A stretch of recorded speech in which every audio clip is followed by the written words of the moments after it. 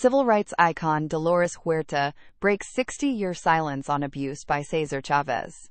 Civil rights leader Dolores Huerta has publicly accused the late labor organizer Cesar Chavez of sexual assault, joining a growing number of survivors who are speaking out against the former leader of the United Farm Workers. The revelations, which come decades after the events occurred, have sent shockwaves through the labor and civil rights communities.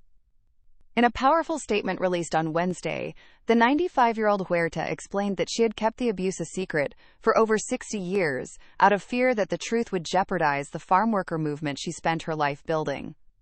She described two specific encounters in the 1960s. The first involved being pressured into a sexual encounter, while the second instance was an outright assault where she felt trapped and was forced against her will. Both incidents resulted in pregnancies that Huerta kept hidden at the time, arranging for the children to be raised by other families.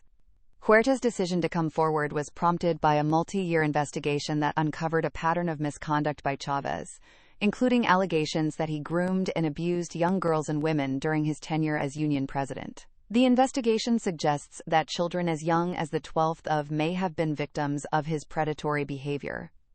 The allegations have prompted immediate reactions from lawmakers and advocacy groups. Some organizations have already begun to distance themselves from Chavez's legacy, calling for the removal of his name from public buildings, streets, and holidays. Representative Nancy Pelosi and other political figures have expressed their support for the survivors, describing the new accounts as horrific and a betrayal of the movement's core values. Despite the gravity of the accusations, Huerta and other activists emphasized that the achievements of the farmworker movement remain a separate and vital legacy. Huerta noted that the movement was built by the collective effort of thousands of people, and that its progress should not be erased by the actions of one man. She stated that she no longer identifies as a victim, but as a survivor of a culture of dominance that she is now determined to dismantle. The United Farm Workers Union has responded by announcing plans to establish an independent and confidential channel for other potential survivors to come forward.